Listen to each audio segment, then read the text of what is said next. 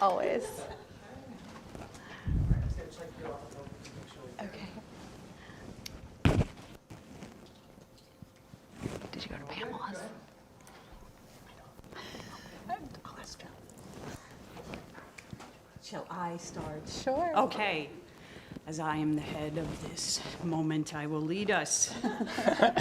Hi, I'm Amy Halloran, and I write about regional grains and baking, and I'm very excited to have together today 3 folks from different regional grain groups so we can talk about this project of supporting grains that are grown beyond the commodity system and what it takes and who's doing the work.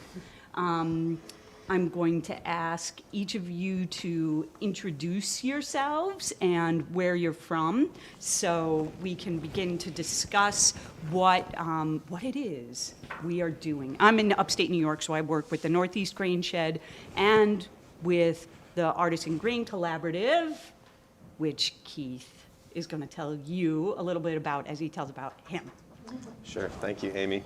Hi, everyone. So my name's Keith Williams. I'm a grains outreach specialist with the University of Wisconsin-Madison. I work with the Artisan Grain Collaborative, which is a stakeholder network covering the Midwest, working on developing grain sheds and helping entrepreneurs and people interested in working in this space come up with systems to produce products and utilize local grains and what they do. And we cover Ohio, Indiana, Illinois, Iowa, Missouri, Michigan, Wisconsin, and Minnesota. So pretty broad range of folks in our network. Hi, everyone. I'm Cassandra. I work at Craft as a program manager. Craft is a center at Chatham University where we work in multiple program areas, specifically focusing on education, food industry support through our food innovation lab, research, and then general food systems interventions. We are just finishing up a 3-year grant that allowed us to take a deep dive into supporting the regional grains industry here in Western Pennsylvania, but also a little bit beyond that region. We don't actually define our region, but we've worked with organizations and farms in Ohio and West Virginia, as well as Pennsylvania. So I'm excited to share what we do. Hi, everyone. I'm Ben Shrofsky. I'm coming from Baltimore, where I am on the board of a group called the Common Grain Alliance, which is similar to all the other groups here, a regional network of, after I drink this water, like a regional network of food and farm businesses, trying to build connections across the local grain movement in our region. Our network is similarly loosely defined. I think that might be a staple of all of our groups is, regional means a little bit different to everyone. But we work primarily in northern North Carolina to like southern Pennsylvania, kind of, and everything in between. And a lot of our members are kind of Virginia-based around. That's probably our biggest state in terms of members. And similarly, we're kind of working on promoting more diverse grain systems on the farm side, raising awareness for customers on how to buy and where to buy local grains, and then making sure that farmers kind of have the means of getting their products to market really efficiently. And then, my thing is I also had the pleasure of being one of the early people in the Artisan Grain Collaborative when I was in the Midwest. So I'm happy to have some friends here to talk about that. It's if you haven't figured out yet, regional grains is super niche, and we all know each other pretty much. And let's start off with each of the groups describing the structures themselves. For instance, in the Northeast Grain Shed Alliance, we are a very small, young organization that is not housed at a university. It's a private, I can't even remember if we have a 501c3. I think we're supported through a different project, and we've had one grant cycle to try to draw people together. And in the Northeast, it's a very loose network pulling people together, and everyone had been working prior to that very much on the ground and grassroots. So there was a lot of work getting done with completely independent collaborations that were very successful. I mean, the Northeast, I think one of the reasons it got fairly far ahead of the game in terms of growing grains out of the bread baskets was because we had lost everything and really had to work together. So you had some farmers who were able and willing to work outside of the system because they just didn't have any connection. I think it's a bit harder in the Midwest where there is an existing grain system because you're not just starting from scratch. But Keith, what can you say about the resources and structure that exists now? And Ben, you might even want to talk about the beginnings of AGC, because I think it's interesting to have these evolutions here to map for you guys. Sure. Thank you, Amy. So to start, I can talk a little bit about the structure of AGC as an organization, what that looks like, and to Amy's point, I'm sure Ben can probably elucidate the origin story a little better than I can, because he was there at the beginning. But basically, the Artisan Grain Collaborative is a stakeholder network. It operates under the umbrella of a nonprofit fiscal sponsor. So we're just a network underneath that sponsor.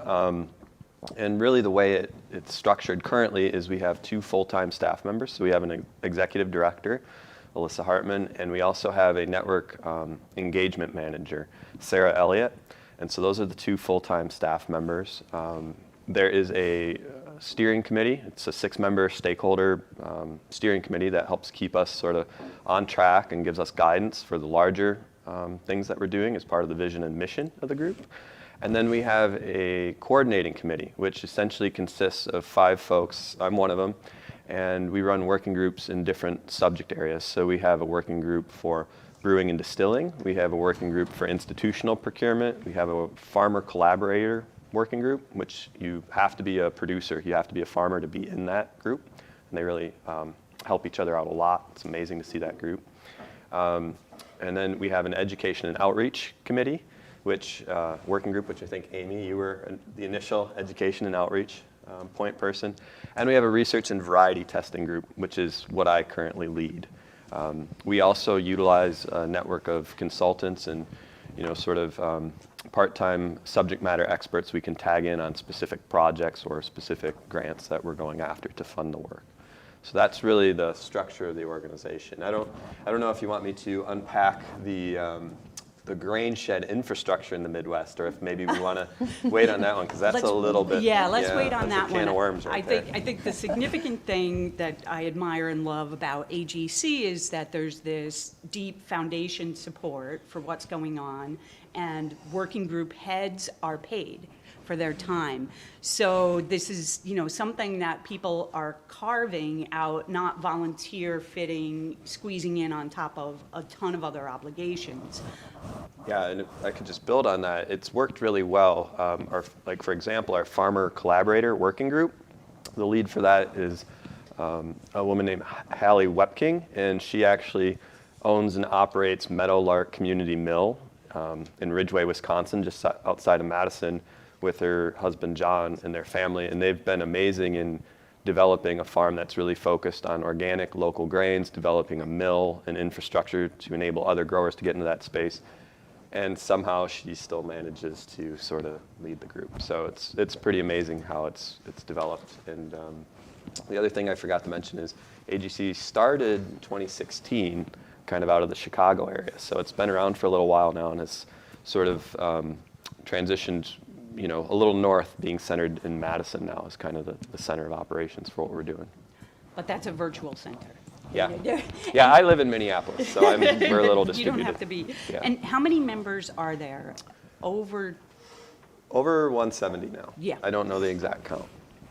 And there's an incredible map that you can look at the website, graincollaborative.com, as well as these, We are so silly for not having any of those handouts. The Education and maps. Outreach working group put together this really great infographic that each one of these groups would love to have because it's a real visual explanation of everything. But that's on that main website. Yeah, and we can get those for anybody that wants them. Just reach out to me after this. Good. Thanks, Keith. Cassandra. So as many of you know, CRAFT is not a grain-only network organization, unlike everyone else on this panel. So we are organized much differently in the sense that we are a center that exists at a university. And the center was really built alongside the food studies program as a place for students to get real work experience and work on grants, help us write grants, work with new and emerging food businesses, and also help compile the research that we are able to offer the region, the food systems research. So early on in CRAFT, we, through our own research, both qualitative and quantitative research, realized that the grains industry in this region really needed support and was unique to other industries in the local food system. So we learned that through a series of oral histories that we did with farmers, bakers, and millers, both historical and current in the area, and also through this food systems inventory data that we were gathering that kind of mapped out where the grains infrastructure was in the region. And so through that research, we applied for an LFPP grant and got it, and we're given this opportunity to go deep in a single industry and try and see how this center of ours could make an impact, specifically with grains. So we do not have members. We are not a member organization, unlike our friends here, but we really work with a lot of local food businesses that are specifically working in the grains industry and have been helping support them through business services, through assisting them with product development, and through education has been the big piece of what we're doing, as well as expanding upon the research that we have collected. So structurally, we are within a university, which is also a nonprofit, so we do not have a fiscal sponsor. But CRAFT is grant funded with some additional support from the university. And we have four full-time staff members, an executive director and 3 program managers, and then a vast array of graduate students that we are so lucky that we get to work with. So at any given semester, we might have somewhere between 8 and 12 graduate students that we work with. So it's a pretty wonderful and pretty expansive team, although not everybody is working on the same thing at a time. So we're definitely unique in the sense that we are not a member-based organization, but it's been pretty great to see how we can impact a single industry. And I can talk a little bit more about that specific work later, probably. Awesome. Yeah. I still have this block in my head. I think Chatham is CRAFT is grains. Like, Yeah. I refuse to admit that other food things go on because I just want everything to go to grains, but that's okay. Thanks, Cassandra. Yeah. Ben. Yeah, so CGA is a little different from all 3 of these organizations in that we were started by 10-ish farmers, primarily, some food businesses, who decided to start a nonprofit. So they went straight into kind of starting an independent nonprofit. And for the first maybe 3 years, entirely kind of working board, volunteer structure. There was no paid staff, there was nothing. It was just kind of everyone pitching in. That kind of changed as the organization started getting more grant funding in about 2019. So the first grant that we had was a SARE grant. I forget what SARE stands for, but you can look it up. And to focus on farmer education. And we have kind of been growing since then. So we now have 4 part-time staff. Everyone's part-time still at this point. We did have a full-time executive director for a while, and we've kind of shifted gears. We have a pretty active board and I think we're probably somewhere between 80 and 100 members. I think one of the differences for us is we do have dues, which none of the other organizations do. NGA has. You do yeah. as well? Yep. Okay, so but they're $100 a year. They're like just to kind of, skin in the game kind of thing. And for folks who can't afford it or, might not be able to, we always make accommodations and things like that. I would say as an organization, we're going through like a series of transitions. So last year, we received a farmers market promotion program grant, so similar to the local food promotion program grant that you guys had, focused on developing a grain stand throughout the kind of DC area. So there's similar kind of programs that have gone on in New York and other regions where, at farmers markets, there's one stand where folks can buy all their different grain products and things like that. So we've been piloting that this year in the DuPont Circle Farmers Market and are expanding to other farmers markets in DC. And we've also been doing a grain share, similar, to a CSA or something like that. So we've kind of been expanding our programs, and with that, we've kind of been rethinking how do we grow and how do we do that sustainably, and rethinking how do we make sure all of our members are engaged, because I think we'd probably all say the same thing, but when you have these big organizations, you have like 30% of the membership that's gung-ho and at every event, and you have a bunch of people who are supportive but maybe like come to one thing a year, and that's fine, but we would love to see more people get involved. So we've been really wrestling with how to do that. So be curious if these folks have other ideas, or you guys. Yeah, and we do want this to be a discussion, not just the demigods up here telling you all our green wisdom. So with that, I think that's a pretty good introduction to what we're doing. I'd like to know if anybody came here with some burning questions that they need this group to answer, so we can steer the rest of this conversation. Yeah. Not a burning question, but just to follow up on what you were talking about your grain share, I was wondering how many customers you have. I think the first time we did it, we're in kind of a second round of it now. There were maybe 40 shares, and I think it's more than doubled this time. So it's steady growth. Honestly, the biggest barrier to that has been balancing what the farms do individually and what they want to do under kind of a shared banner, and being consistent about the products and making sure, there's a lot of logistics to that we had never done. So we've kind of been steadily growing it. So it'll be interesting to see. It's a 3-year grant. We're just kind of wrapping up year 1. So it'll be interesting to see how it continues to grow over the next few years. Alice? Just in the interest of discussion and share, can I just ask if folks say your name, or if you have any sort of specific relationship you want to talk about in your pronouns, I'd really appreciate that, so that we can kind of Thank you, that's engage in very the useful, networking yeah. piece of it a little bit. Sure. And I should model that. I'm Alice. I'm the director of food studies. She, her, they. Would you like to start? Sorry I was late. My name's Jackie. I own a farm about an hour north of here. I raise heritage breed cattle, heritage breed hogs, and Toulouse geese. And I'm very interested in regenerative farming, but also I'm very interested in closing the loop. So, for example, my cattle are 100% grass-fed. Mostly, I can avoid grain altogether. But when you have things like chickens and pigs, and also when you're interested in a full diet, like eating from, I eat grains. So my pigs eat grains. So I'm really interested in things like the grain CSA and stuff like that.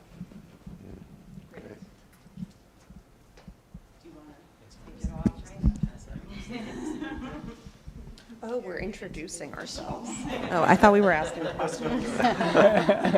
Hi, I'm Nina. I use they, them pronouns, and I am a master's student here in the food studies program. And I'm just interested in learning more about like the in-between grain sheds that are not like in the corn belt or the breadbasket, I guess, and how like like why we care about preserving grains that aren't like reeds, dent corn, whatnot. Hi, my name's Peter. I'm also a student here, and I use he, him pronouns. I'm also working with a beef cooperative.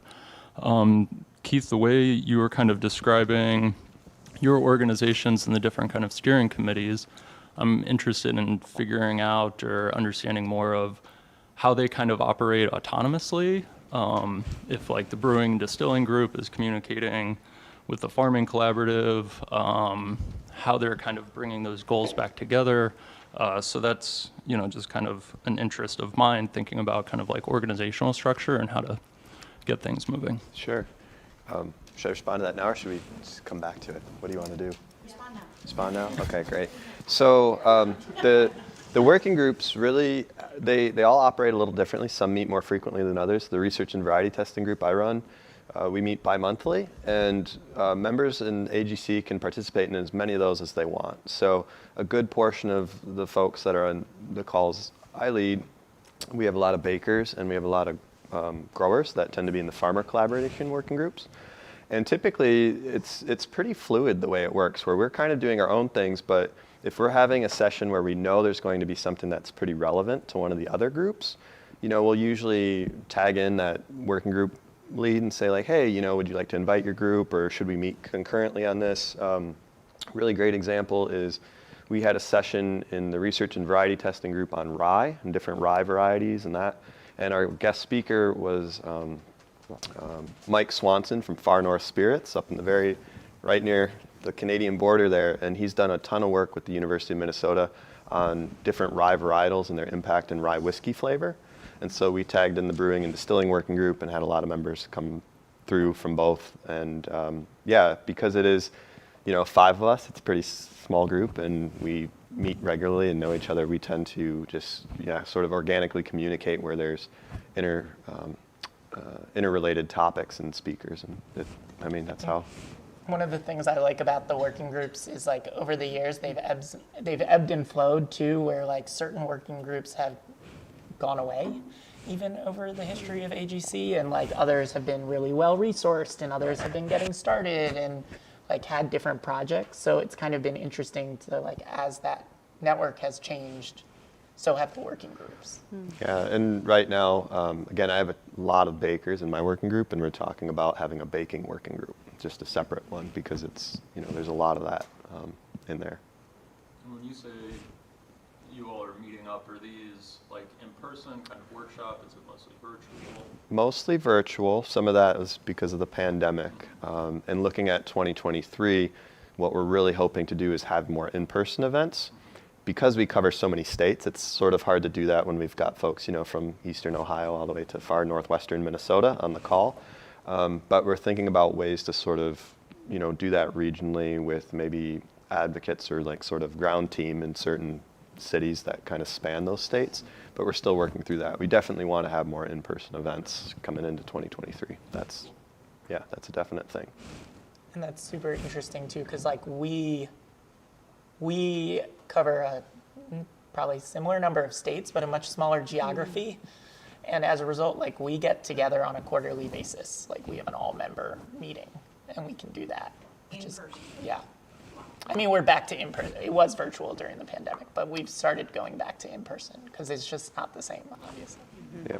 And to that point, we do have all-member meetings out, where it's everybody in AGC, not just the separate working groups, but those have been mostly virtual still to this because of the pandemic, but shifting into more real life.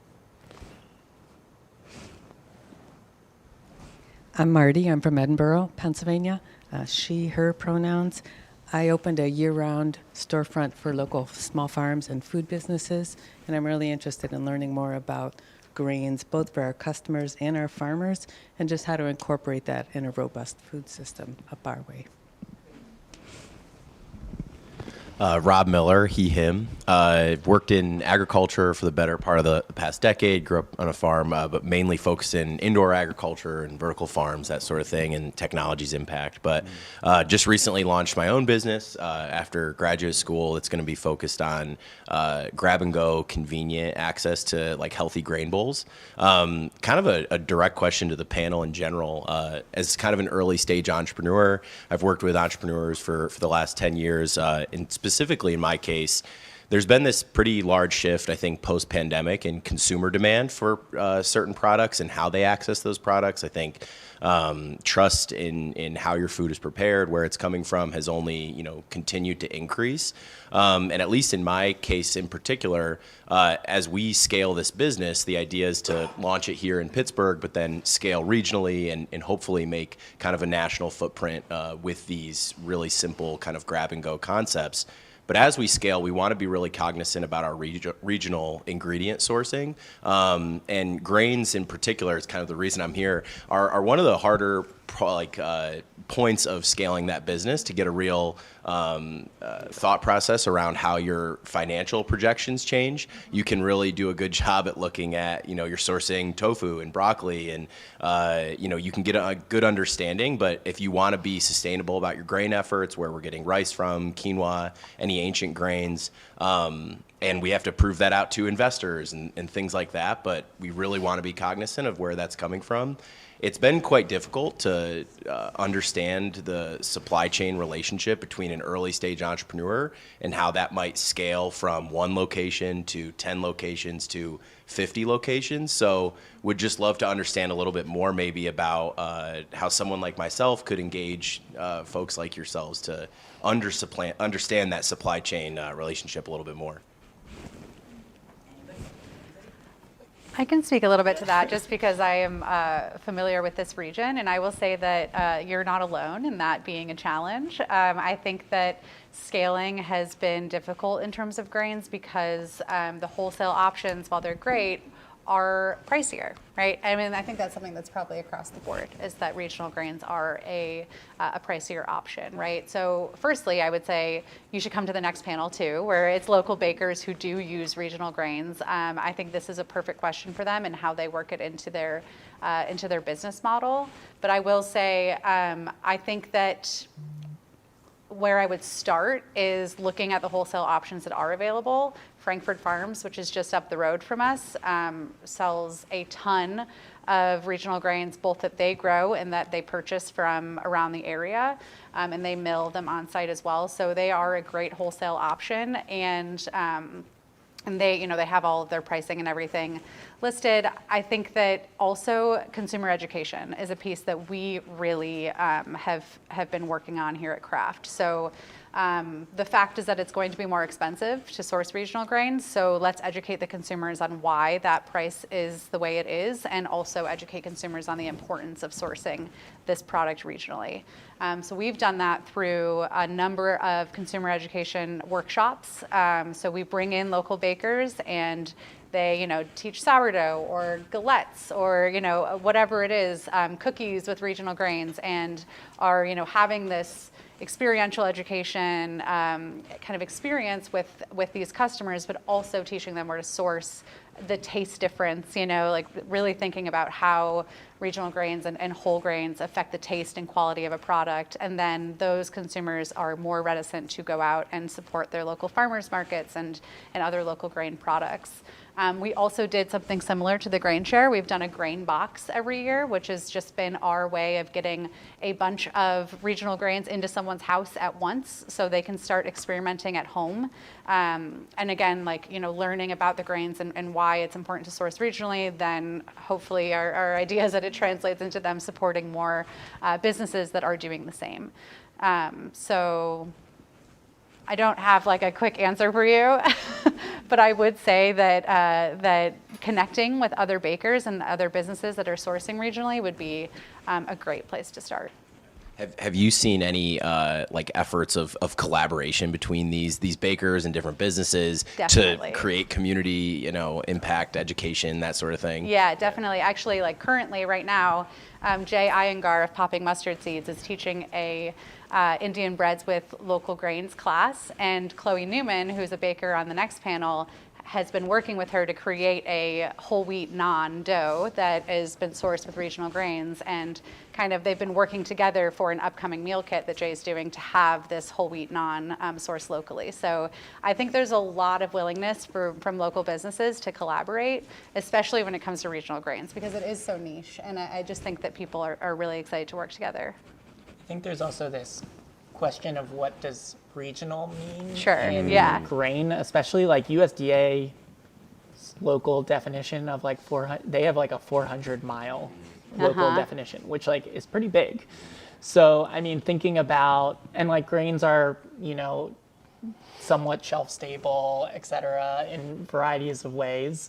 So I think there is a question to ask, like, is it okay to source them from a little further away if it means getting a product that's, better quality and more in line with what you want to do? I think a lot of people also, a lot of the bakers, a lot of the chefs they mix, like they blend to keep prices affordable. Is you highlight the local grains and you talk about the importance and the education, but a lot of bakers still use a King Arthur or Central Milling, or like they mix in kind of more wholesale, high quality products, but still kind of in the commodity space. So I think there's a lot of ways to play with it to keep price point low while still kind of building towards that day where everyone is willing to pay a little more. Definitely, yeah.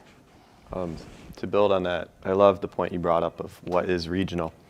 There's a really fantastic bakery in Minneapolis, Launa Bread, and I was talking with one of the bakers there, Chris, and he trained in Switzerland, where he said local is 30 miles. And that bakery has done a fantastic job of connecting directly with growers to contract specific cultivars of wheat and work with our artisan mills and put that variety forward in their breads. It's taken a lot of legwork, but they're really committed to it. And one of the things that they're doing, which I think is really innovative and kind of transparent and helpful in the education piece, is they're now developing, they always talk about where their grain comes from through social media and in conversations with their customers, but they're also developing a nutrition label where with all the nutrition facts, it lists, even if they're blending, it lists what percentage, what county, and what farm every grain in there came from. And you can, they put that, they put that work that they're developing up through Instagram and other social media, and you can see that. And I just think it's great because people will look at labels to see like, nutritional facts or ingredients, and this is putting right there, this came from A-frame farms in this county in Minnesota. It's right there for them. It's really great. Launa Bread. That's spelled Laune. Have you compared the nutritional labels to commodity? I haven't delved into that too much myself, but. I just would say also in terms of a differentiator of that, just to look at the larger food system, I often get called to do market test research for very large food companies, and there's one that's moving into the grain bowl space, like the grab and go grain bowl space, and so you know that they're not gonna use that differentiator to market. Like you're just gonna go in to the convenience store and get a grain bowl, and you're basing it on their name and their other products, right? And so I think that the differentiate, knowing where it's coming from, like using the regionality piece to your advantage, using the specific farm piece to your advantage in that way is really an important. From a market standpoint, like it may not translate immediately into your bottom line, but I think it as a marketing strategy, right? It's an important piece. Like I think sometimes when we work in this space, we take for granted that these are better, right? And that's not necessarily, there's the consumer education that we do, but there's also that I think that clarity on the label like you're talking about. And I think from I sign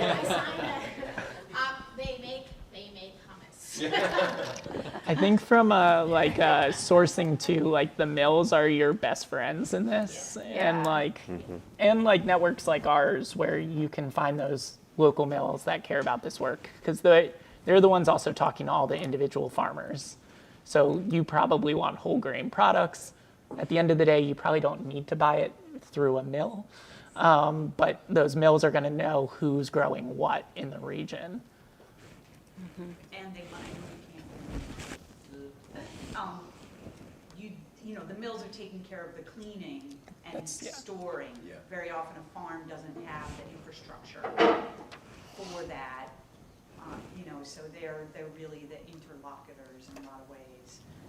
There's a couple examples in the Northeast that I can think of that have done this. So Be Good was a fast casual. They didn't do grains, but the guys who sold it opened up One Mighty Mill because they wanted to make a new change in grains. And now they have one place in Lynn, Massachusetts, and they're opening up their second mill location in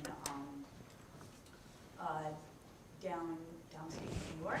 And in an interesting sourcing choice, they're getting a lot from Janie's Mill in the Midwest.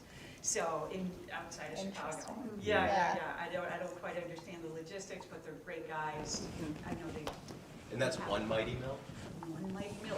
And all of their articulation of what they're doing with grains is really good. Yeah. They started outsourcing from one place in Maine, and but their education is really, really good.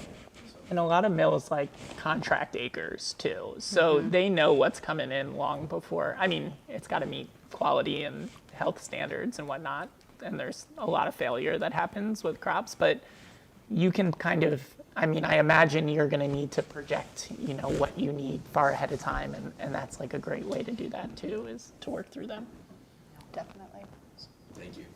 Yeah, great question. My name's Yusuf Ahmed. I run a culinary company in Pittsburgh called Mixtape Kitchens, and kind of our dual goal is to reduce food waste and expand pantry possibilities. We do that through shining a light on upcycled ingredients, which upcycled is kind of a relatively new designation, but it's kind of like if you have, you know, a giant oat milk maker, you know, they blend oats with water and then they sell the liquid at ridiculous margins. What happens to the leftover physical oats? The product line that we're working on right now that's probably most relevant to this panel is we partnered with a ton of different breweries in and around Pittsburgh, and we're upcycling the grain, so spent grain, and trying to figure out like the best culinary uses for the upcycled grain, and trying to figure out like where in the value chain we want to fit, because either we become a grain company or we become an end consumer food company, and there are logistical problems to both. Yeah, that's kind of where we're at. Thank you. Hi, Molly Hicks, official title Senior Director of Horticulture and Agriculture Technology. I oversee a horticulture and agriculture training program for adults in transition in Pittsburgh, kind of down from the casino for those who know the area. Next year, by the end of the year, we will have a large commercial hydroponic system in our 1-acre greenhouse facility, as well as a local farm shop that folks can purchase not only stuff that will grow in the facility, but like to work with local farmers as well, and value-added producers. So really interested in the grain stuff for sure for that. Hi, I'm Jessie Swisher. I was a food studies graduate in December 2020.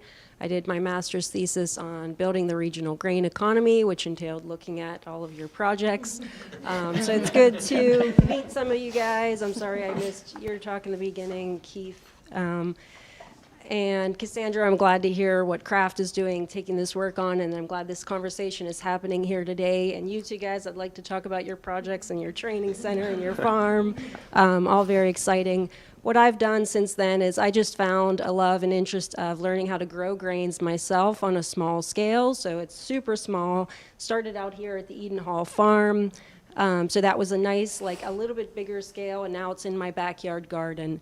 And so now I'm trying to build on educating people on grain growing to connect kind of that aspect into the regional grain economy and understanding like where grains come from. So I've been working on developing networks of grain growers and setting up like educational demos at community gardens, trying to get individual growers understanding and things like that. So happy to be here. Hi there, I'm Jade, she, her. I'm a food studies student here at Chatham, and I'm a student worker at Craft. Hi, I'm Madeline Owen. I am also a food studies graduate student and MBA student, and I am working as a food lab innovation coordinator at Craft. Cool. I'm gonna skip. I'm Eve Jaggers. I use she, her. I'm also a food studies grad student here at Chatham and have a graduate assistantship with Craft in communications and community outreach. So. Hi, I'm Amanda. I actually traveled here with Keith. He's my husband. I enjoy baking with the stuff he brings home, all his grains and corn. And she even helps me harvest corn. Yeah. So yeah, I'm along for the ride. Fully in Look it. forward to some of the workshops today.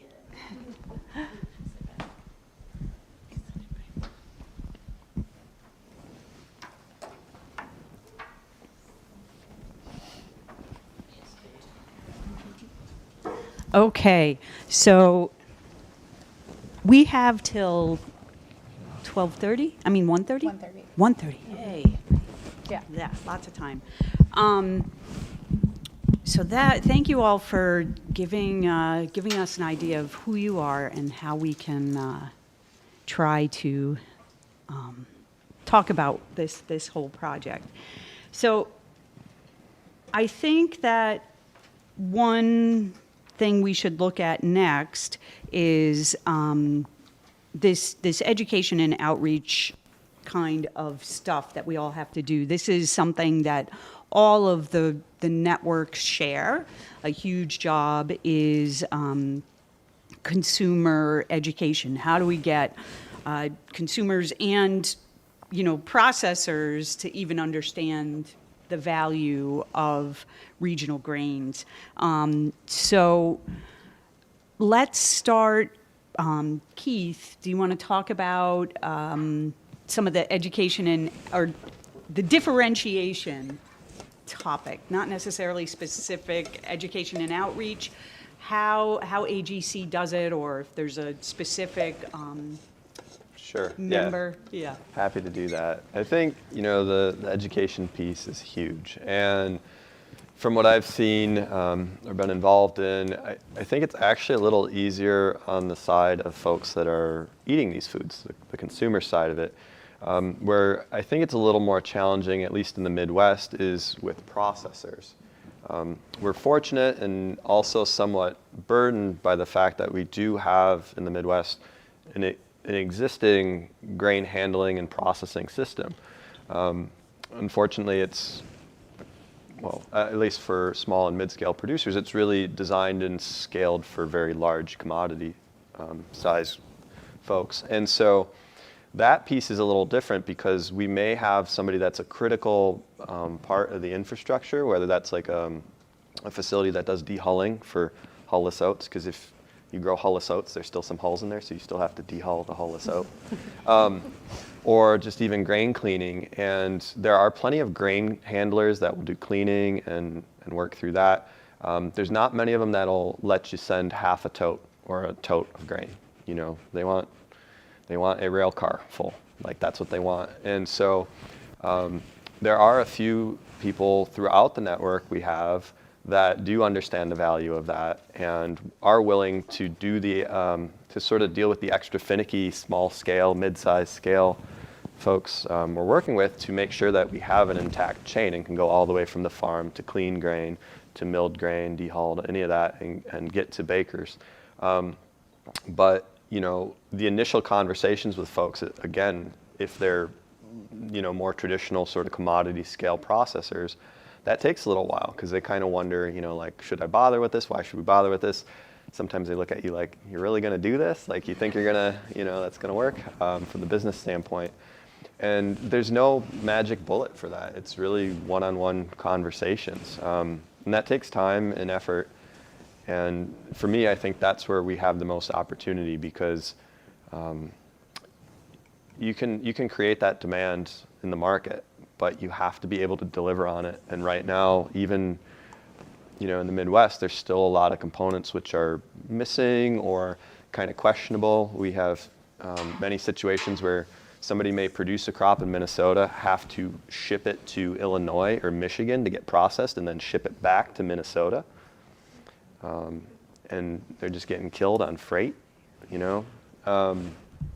So I think the more important education piece, at least from what I've seen, is really educating existing processors on the value of this, the importance of it for resilience in our food system, and figuring out a way that it works for them economically and can sort of tie all the dots together.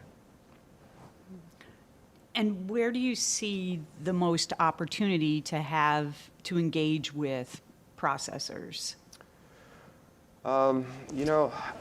Most of the conversations I've been involved in, I think a lot of them actually happen when you reach out to the state crop improvement associations. Typically, because I'm in research and variety testing and I'm a plant breeder by training, I'll start there and say, hey, we're looking at trying to produce a particular, there's a request to produce a particular variety of wheat. Do you know any seed houses or seed farms that are growing that? And then usually through those crop improvement associations at the state level, they can connect you with processors. And then it's a little bit like, an onion, right? Like once you get one in with one of those folks and start talking to them, they will tend to connect you into somebody else that is maybe a little bit more flexible in the size and sort of type of grain they're willing to work with. And that's really been a great lead for me working through that. And just, again, getting an in to have those conversations. And it really has to be, again, my experience, even if it's 4 or 5 hours away, you have to drive and show up and have a coffee and kind of meet with the folks. You can't just send them an email. They're all running around with a million things to do. You got to show up and just kind of, build that one-on-one relationship. And that's what either we, as working group coordinators do, or we see our members doing, and sort of facilitating those connections is what allows that to happen. And that's really the most powerful thing that we can do, I think. That's great. It's really nice to think about those bridges, those particular bridges. Yeah. On that note, do you see any connections between the end buyer of these products, that middle process of the smaller producer needing to get their grains processed? And I know you mentioned earlier, people looking to do these blends between, major brands and maybe something that's more, small batch. But is there any connection there that's showing the demand for that product to these major processors that would then inevitably convince them to say if we start segueing this process, there is enough demand regionally, or there's enough interest to start, tiptoeing our way into these blends or anything like that? Yeah, there are plenty of examples I've seen where that has happened, where essentially it often comes from, say, bakers or a brewer, and they will engage a grower, and then they have to try and find the middle piece. And there's different ways that can happen. The trick is there's always a level of risk, and those conversations are around where does that risk go and who bears that risk. And because of the scaling issue, oftentimes it's a group of bakers may have to sort of get together and say, well, we will buy this much flour before the mill will handle it. So again, these are a lot of one-on-one relationships that are happening. And the way that usually happens is somebody who's really passionate about it, who will, sort of lead, and then creating a little forum for those folks to connect. We're fortunate where I'm at in Minnesota in that we have several artisan mills. We have a really strong organic grains growing community at the farm level. We have grain cleaners, handlers. You're still doing the kind of ridiculous thing of trucking things from one side of the state to the other, so you usually connect the dots. But we can make that happen. Other states, there's big gaps in that. And so Michigan comes to mind as a really interesting one because there's tons of malting infrastructure in Michigan, which is great if you're in the brewing space. There's not an artisan mill. So they're missing the milling piece, but they have a really strong malting piece.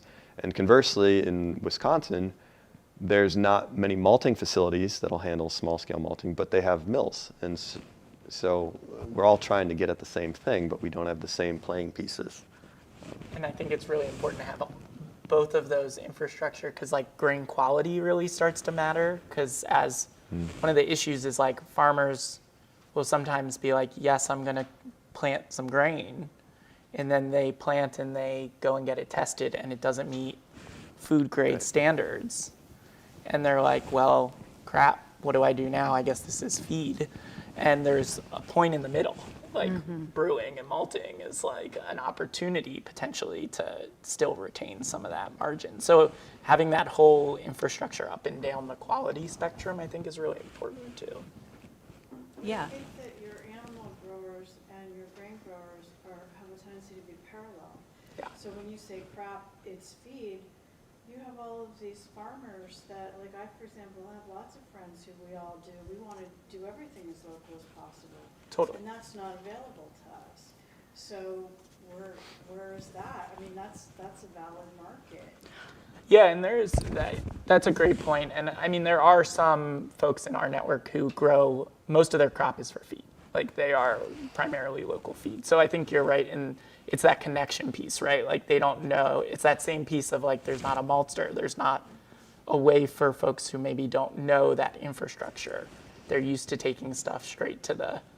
Well, it's very weird, and all these isolated components, it's a very rare person that, we have all these farmers that are growing grains like spelts. They don't even know what it is. Like their farmer friends think they're old-fashioned and, you know, like get with the program, man. And you're like been left behind, and they're being so left behind that they're actually coming out in front. And they still don't even know what it is. Like when you ask them, have you ever cooked this? Like, do you eat spelts? They think that's funny. They think you're an idiot if you ask them, did you ever eat your field corn? Or it's just a completely parallel thing, and they go and buy their food at Walmart like everybody else. Yeah, everything's gone hurdy-gurdy. It's kind of, the secondary markets for animal feed, I can't think of a place where it's really developed, but it's such an opportunity. And I know that, for instance, there's a couple of grad students at the Bread Lab in Washington State, where they're, you know, looking at the layers of, you know, nutrition, so oats that are good for animal feed and people feed and products, you know, how can you serve all of these things and make them happen? Did you want to say anything else about differentiation, both of you two? I could speak to the outreach and education piece Okay. that you were, Yeah. but if someone wants to talk more about this. Okay, so I already spoke about the workshops that we've done and about the grain boxes that we've done, but one piece of education work that Craft, well, we've really kind of dug into the baker side and the processor side of using the grains that are available. And so one program that we did was a workforce development program where we partnered with Community Kitchen Pittsburgh, which is a workforce development organization in Pittsburgh, specifically training folks in culinary skills.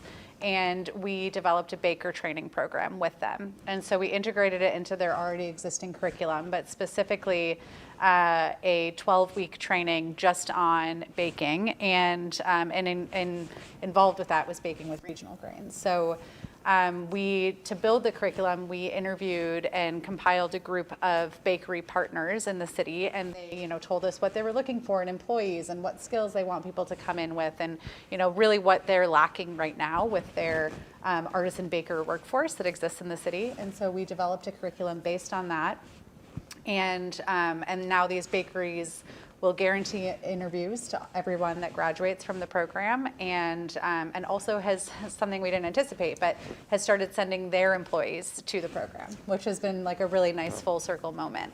One of the bakeries that we partnered with, Mediterra, they actually mill in-house anyway, and source regional grains, as well as they have a farm in Arizona. They grow grains and kind of vertically integrated in that way, but they also source grains from Pennsylvania as well. So and mill in-house. So it's been a really interesting way to educate more industry professionals on the baking side and how to use regional grains, everything from small-scale milling to actually baking and working with grain. So it's been a project that we have just loved working on. I know, and I want one of those at everywhere. The closest thing to that is that I've seen and know about is Centennial College is a community college in Toronto, and they have a phenomenal baker, Matthew James Duffy, who got a New American Stone Mill. So one of the ways that you can track regional grains, how they grow, is go to this specific mill company, New American Stone Mills, which is in Vermont and uses Vermont granite. They're bakers that wanted to mill, so they started a mill company. And where those are in the world, people are sourcing regionally. It's one of the only real ways. But so Centennial College, if we could get community colleges, it's not entirely a regional grain program, but these students who are going out into the culinary field, they have exposure to it, because the way I've observed bakeries is it's really hard once a bakery is established to integrate. They just have a really hard time stopping the clock and reformulating their recipes to a different grain. But if they go in with a knowledge of this, and there's a really good chance that it's going to go. So that's these two things. Like I want a lot of these workforce development bakery training programs and every community college with a culinary school to have a New American Stone Mill. So.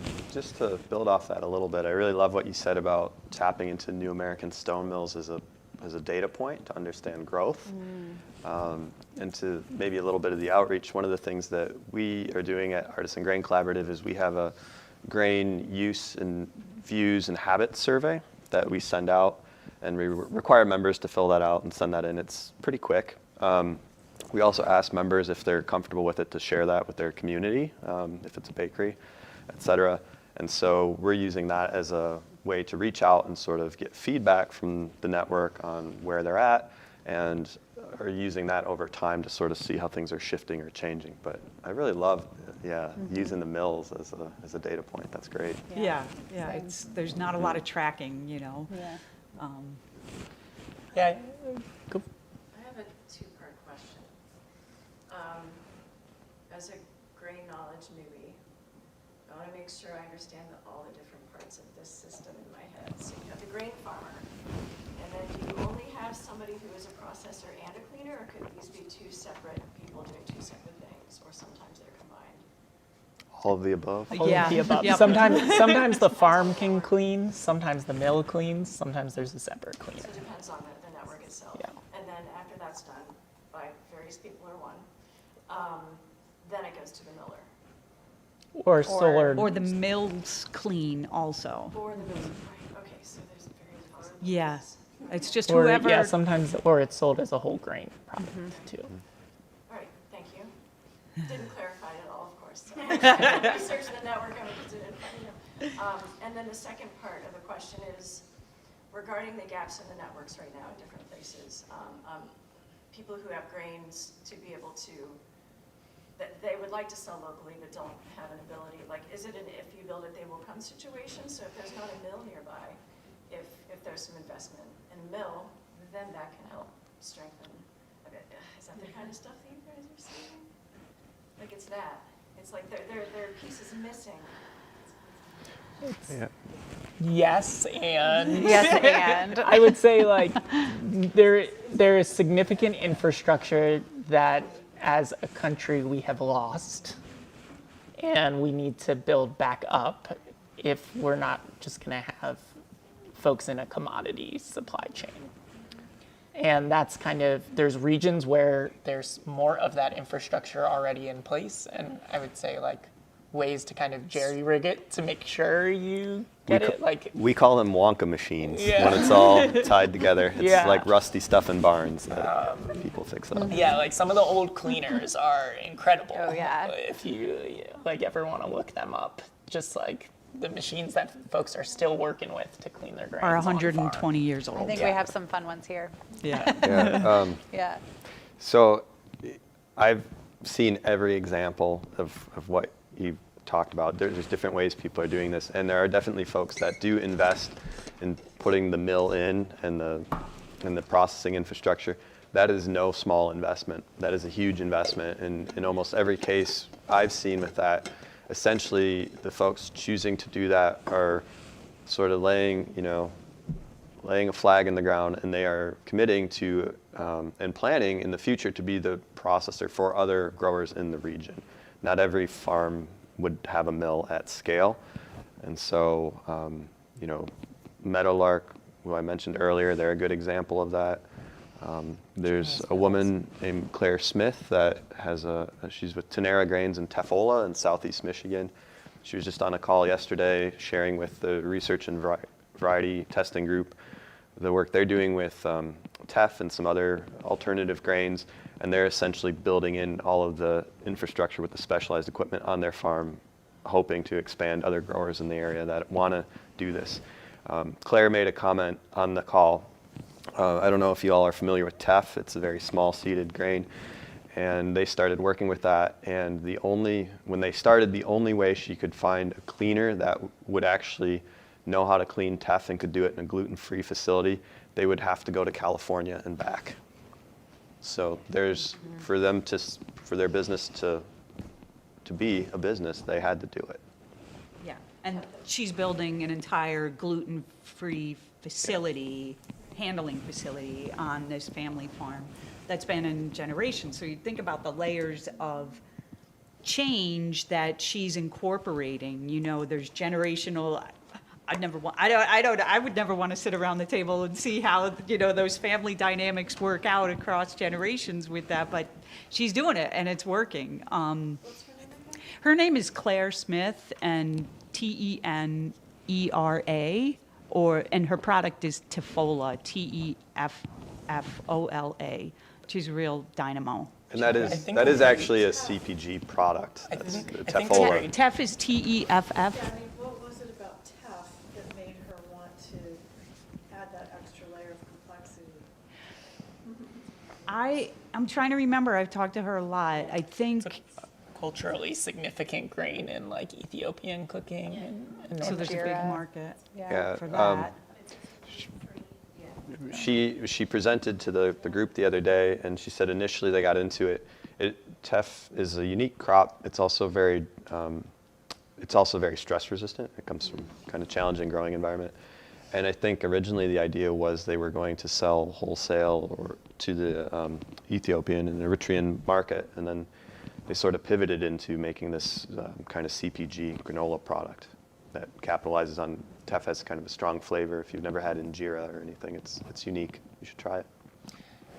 I think that gets to something I was thinking about while we were talking about education, is that like, I think one of, maybe not the failures of our movements to date, but like something that is just kind of slowly coming around is this idea that it's been way too baker-centric.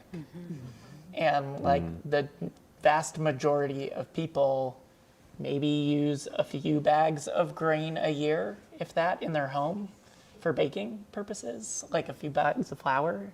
And like, but we eat grain all the time in products, at restaurants, in other ways.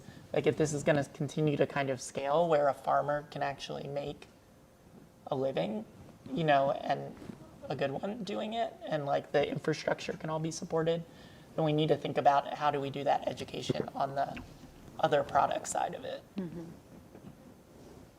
Sort of piggyback off of Molly's question a little bit. I mean, it strikes me in looking at this always that this is actually an area that the USDA would in fact support, right? Like it's not, there's plenty of places in the food system where USDA support, funding support of regional food systems isn't always where you want it to be, right? But this strikes me as one that they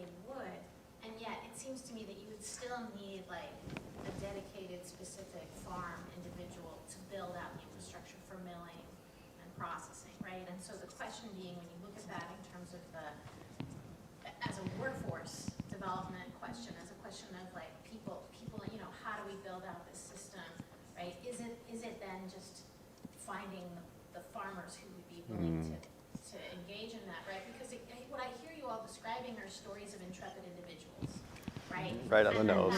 Yeah. That leads to your point then, right? Which is that intrepid individuals aren't sufficient to kind of build out a regional food system, right? It requires subsidy, and it requires support, and it requires some kind of like incentivization as an entrepreneurial component. But like, and I that's not going to be a hard sell to USDA, but like, where are the people? You know what I mean? Like we have plenty of new farmer training programs, right? We have plenty of not necessarily, they're not all successful, but like, those kind of programs. And so I just wonder about how to frame something like that to make it viable. Like, is that? I think one of the hard parts from the USDA standpoint that's changed somewhat in recent years, right? Like there's been some new programs that have put a lot of money into certain industries, but it's really hard to get money from USDA to fund the infrastructure that's needed. And that's like, if you want to go do conservation practices on your farm, USDA will help you. If you want to do this education and outreach piece, USDA has funding for that. Right. It's that infrastructure where it gets weird, and when you start buying equipment with USDA grants, it gets even weirder. And so I think there's that, and then I just think there's a lot of, like, who should be the person or the organization going after that money from USDA, and I don't know. Maybe it's not USDA, but it's clear that, like, I mean, infrastructure is a major issue in the U.S. in so many ways, right? Like in so many different ways, and now we have this conversation about how to build that out, right? Nice to have roads that are functional, right? Nice to have bridges that are functional in a city that you live in, but also nice to have processing and aggregation and equipment that works. And so it may not, you're right, it may not be USDA, but I just feel like the question being, like you're saying, there's an opening for that, but the matchup of who will fill that space, I think is a good question. And does it come down to some sort of cooperative investment and really thinking outside the box? Yeah, it does. But it still takes the right people who are willing to take a risk and do that. It's hard for me to not see it being millers and maltsters and, like those folks who have already kind of been that center point of the market. But is there an entrepreneurship program for people like that? Yeah. You know what I mean? Like, is that the space where that becomes important? That's the exact same problem with every single leg of independent agriculture. We're all reeling from instability in meat processing. The USDA So many parallels. is willing to fund things, but they look in the rearview mirror, so it has to be, you're asking for the government to finance pioneering efforts when they're designed for guarantees. If you understand anything about like banking and finance, the USDA has guaranteed, even if you're able to find independent lenders, the USDA guarantees all of those loans. So what the USDA cannot do is afford to have all of their commodity farmers going bankrupt. So it's like, it's definitely a case of the left hand and the right hand not matching up. And the consumer education part of it, that's the key, because here's what happens. As a farmer, I have had to struggle with all of these infrastructure problems, not with grains, but with meats. And it's very much the same thing, because the limitations imposed by USDA and food safety element, plus the ignorance of the general population about food.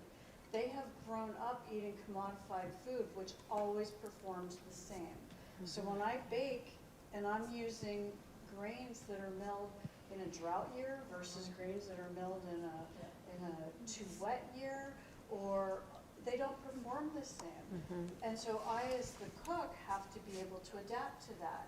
But what the average consumer who has been raised I want to say it has to be at least 6 generations from farm food.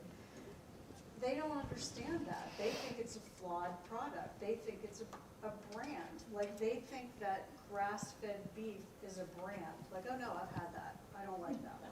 I like the other one. And it's like there's so many variables in each one of these products, and if the consumers are not willing to participate in a certain amount of irregularity and acquire some skill, I don't see how we'll ever commodify these products, because in order to commodify them, you're taking all of the regionality out of it. So it's like they're opposing goals in a way. And I think that's why a lot of the education that our groups have done has been around, like, how do you adapt?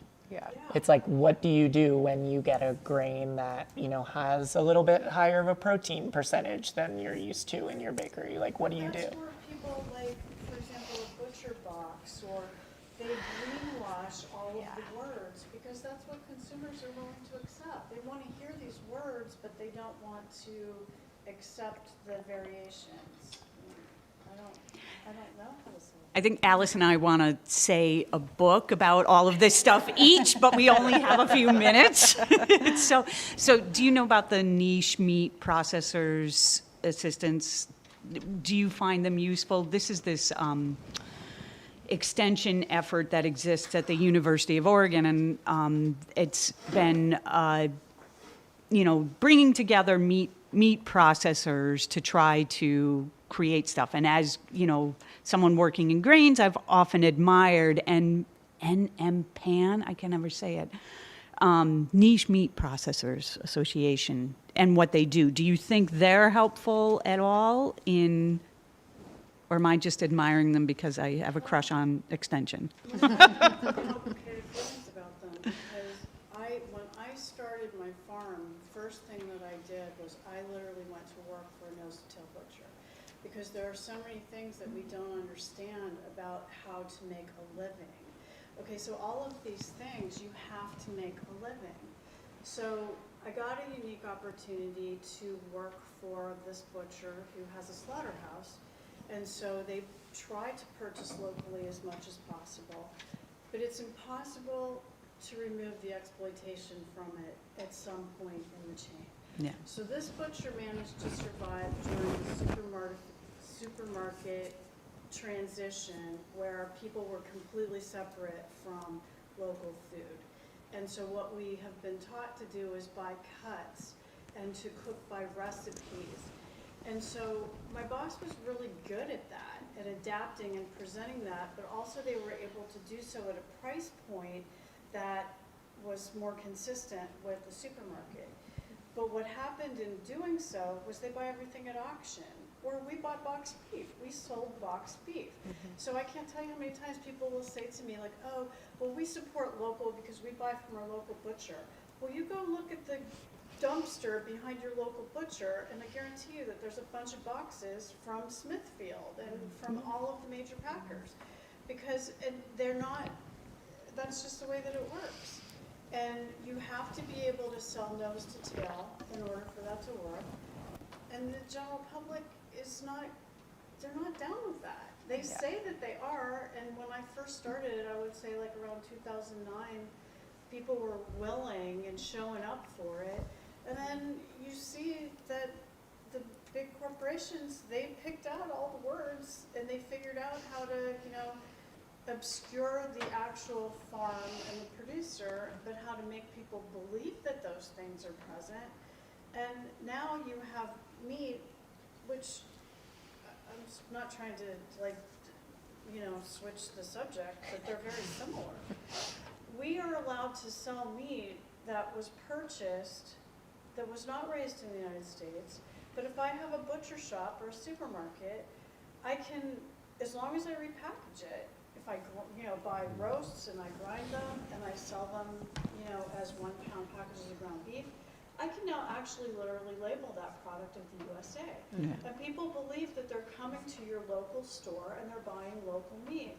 And the other thing that I don't have to do anymore is disclose if there's an added ingredient, which, for example, pink slime would have been considered an added ingredient. So you can argue all day long whether, well, that it's beef. Well, yes, it is beef, but it's not beef that came from that animal that you just processed. You took meat from here and you treated it, and then you added it to this other meat that you processed separately, and we no longer have to disclose that there's an additive. So when I guess when you're talking about like looking to the USDA for funding and for help and for, well, that's what the USDA is helping. That's really interesting what you said about blending and mixing, because that sometimes comes up in grains, especially when we're talking about very specific identity preserved grains.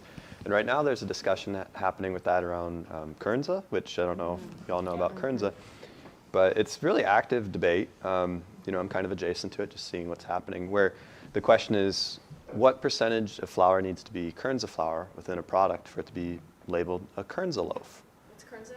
Kernza is a perennial grain that was, so it grows year after year, and Kernza, and it was developed. Rodale started to develop it, but then West Jackson brought it to Kansas and has an independent, the Land Institute. It's their grain. It's a very fascinating grain to look into, not just because of the agronomics of it, but because it's being branded as Kernza, trademark. Trademark, Yeah. TM, Trademark. Kernza So it's a TM. very different sort of way that they're working through the supply chain.